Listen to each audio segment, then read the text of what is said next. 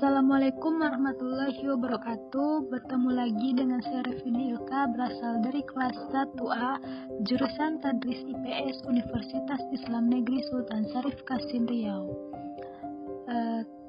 Seperti biasa, di sini saya akan menampilkan atau mempresentasikan tugas saya dari Makul Landasan Pendidikan IPS dengan dosen pengampu yaitu Bapak Nurdiansyah MPD. Nah, kali ini saya akan membahas materi tentang landasan antropologi pendidikan. Baik, yang pertama kita akan mengetahui pengertian dari antropologi. Antropologi berasal dari bahasa Yunani yaitu dari kata anthropos, berarti manusia, dan logos berarti ilmu. Antropologi mempelajari manusia sebagai makhluk biologis sekaligus makhluk sosial. Antropologi memiliki dua sisi holistik di mana meneliti manusia pada tiap waktu dan tiap dimensi kemanusiaannya. Antropologi adalah salah satu cabang ilmu pengetahuan sosial yang mempelajari tentang budaya masyarakat suatu etnis tertentu.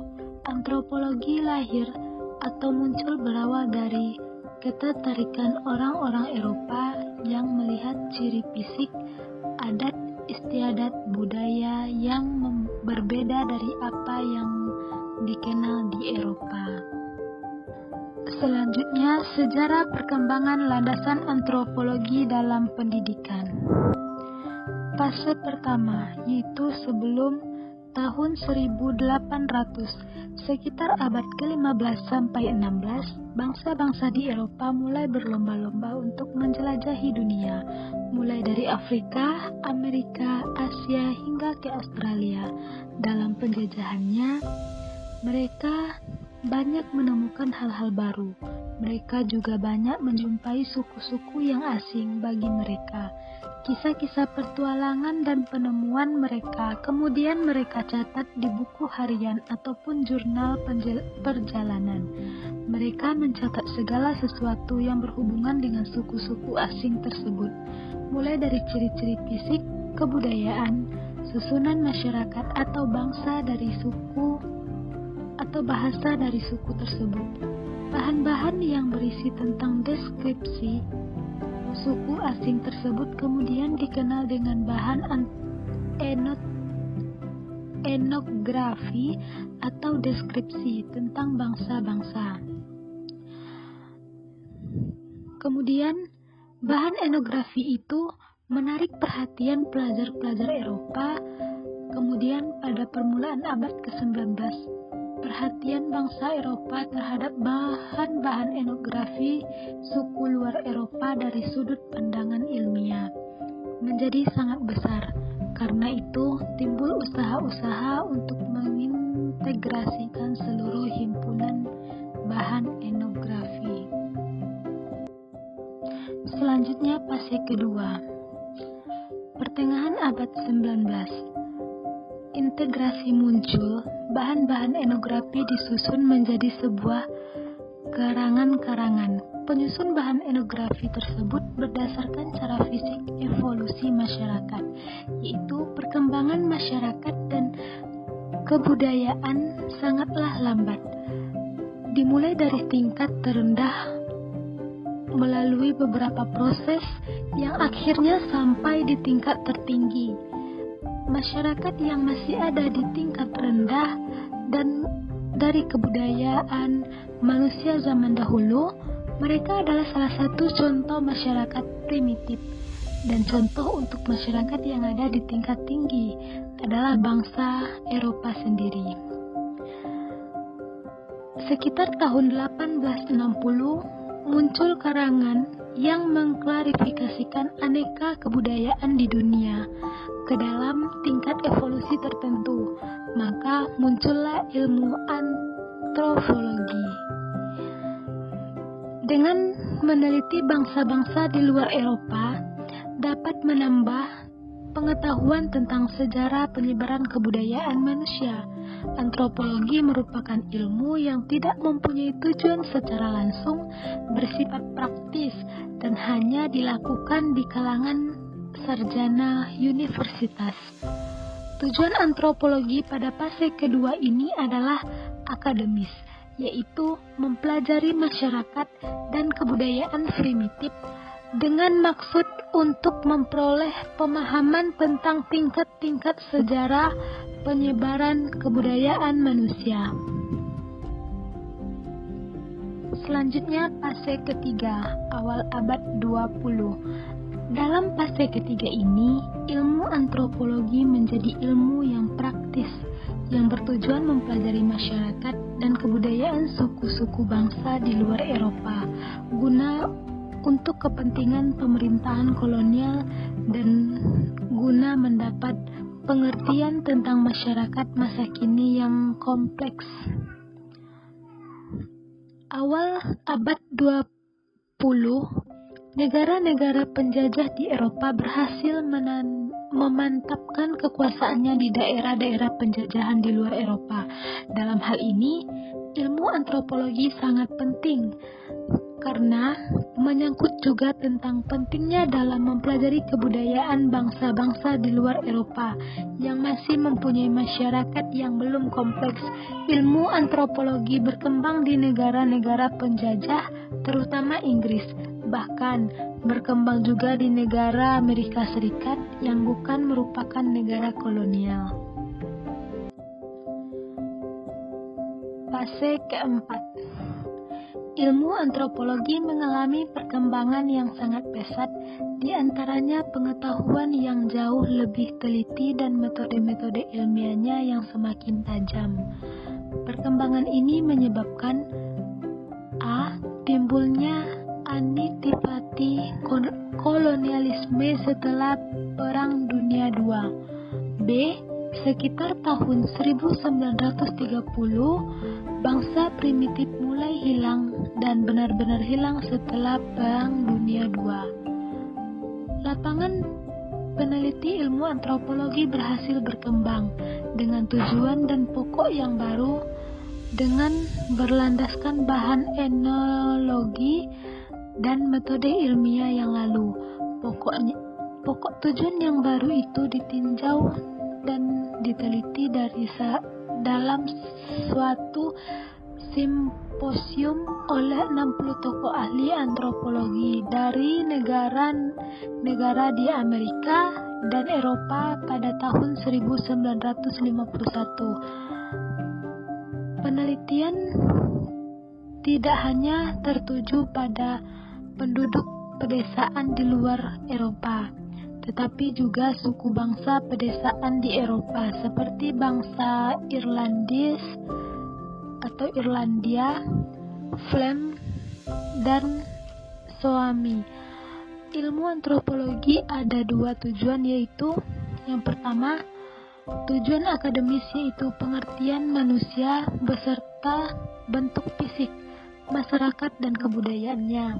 Yang kedua, tujuan praktis, yaitu mempelajari manusia dalam berbagai masyarakat suku bangsa guna membangun masyarakat suku bangsa tersebut. C. Manfaat landasan antropologi pendidikan. Yang pertama yaitu dapat mengetahui pola perilaku manusia dalam kehidupan bermasyarakat secara universal maupun pola perilaku manusia pada tiap-tiap masyarakat atau suku bangsa. 2. Dapat mengetahui kedudukan serta peran yang harus kita lakukan sesuai dengan harapan warga masyarakat dari kedudukan yang kita sandang. 3. Dengan mempelajari antropologi akan memperluas wawasan kita terhadap tata pergaulan umat manusia di seluruh dunia, khususnya Indonesia yang mempunyai kekhususan yang sesuai dengan karakteristik daerahnya, sehingga menimbulkan toleransi yang tinggi. 4. Dapat mengetahui berbagai macam problema dalam masyarakat serta memiliki kepekaan terhadap kondisi-kondisi dalam masyarakat baik yang menyenangkan serta mampu mengambil inisiatif terhadap pemecahan permasalahan yang muncul dalam lingkungan masyarakatnya. Nah, dari manfaat di atas dapat kita simpulkan bahwa antropologi dapat menjadikan bangsa Indonesia yang memiliki jiwa nasionalis. Selanjutnya, implikasi landasan antropologi dalam pendidikan. Hal-hal yang harus diperhatikan dalam implikasi landasan antropologi adalah 1. Identifikasi kebutuhan belajar masyarakat. Identifikasi kebutuhan masyarakat ini bersumber dari informasi masyarakat sekitar. Masyarakat tersebut terdiri dari tokoh masyarakat baik secara formal maupun informal, tokoh agama, dan perwakilan masyarakat kelas bawah. Hal ini bertujuan untuk memperoleh informasi dan data yang dijadikan bahan pengembangan kurikulum. Yang kedua, keterlibatan partisipasi masyarakat. Setelah mengidentifikasi kebutuhan belajar, maka masyarakat ikut serta dalam merancang kurikulum, menyediakan sarana dan prasarana, menentukan narasumber sebagai fasilitator, dan ikut menilai hasil belajar. 3. Pemberian pendidikan kecakapan hidup. Pendidikan kecakapan hidup merupakan pendidikan dalam bentuk pemberian keterampilan dan kemampuan dasar mendukung fungsional, membaca, menulis, berhitung, memecahkan masalah, mengelola sumber daya, bekerja dalam kelompok, dan menggunakan teknologi. Selanjutnya, aplikasi landasan antropologi dalam pendidikan saat ini. Penerapan landasan antropologi dalam pendidikan saat ini adalah sebagai berikut. 1. Model pembelajaran berbasis budaya lokal. Pembelajaran ini diterapkan melalui muatan lokal.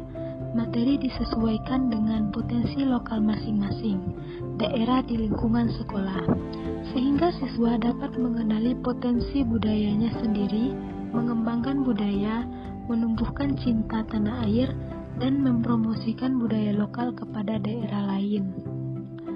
Metode pembelajaran karya wisata. Guru mengajak siswa ke suatu tempat atau objek tertentu untuk mempelajari sesuatu dalam rangka suatu pembelajaran di sekolah. Metode karya wisata berguna bagi siswa untuk membantu mereka memahami kehidupan real dalam lingkungan beserta segala masalahnya. Misalnya siswa diajak ke museum, kantor, percetakan, bank, atau ke suatu tempat yang mengandung nilai sejarah kebudayaan tertentu.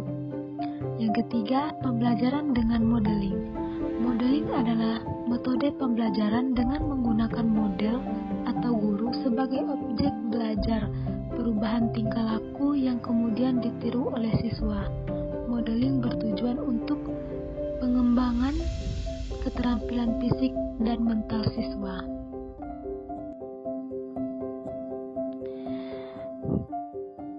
Penerapan landasan antropologi terhadap BK. Sebagai seseorang konselor dalam ranah pendidikan, sudah selayaknya dan sepantasnya kita harus memahami terlebih kajian tentang landasan antropologi agar bisa diterapkan dalam proses pemberian layanan di sekolah. Dalam landasan antropologi dijelaskan bahwa di Indonesia mempunyai keberagaman budaya. Keberagaman tersebut dimiliki oleh setiap peserta didik kita. Jadi sebagai konselor kita harus memahami